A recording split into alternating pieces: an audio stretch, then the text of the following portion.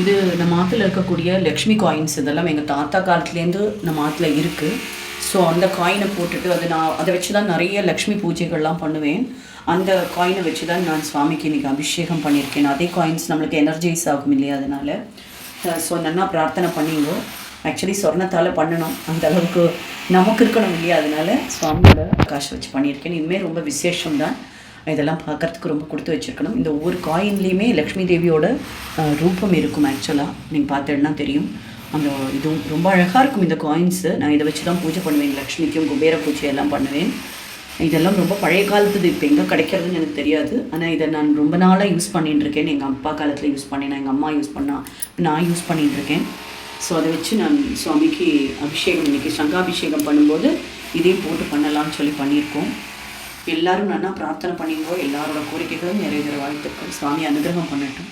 Om Sairam, Jai Sairam.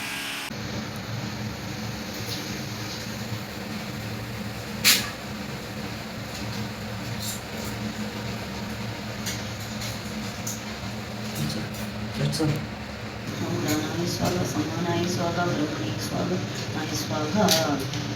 க்ஷீரம் கதலிப்பழம் கல்கொண்டு Maha நீவீரியம் நிவேதியாமி, ஆஜநீயம் சமர்ப்பயாமி.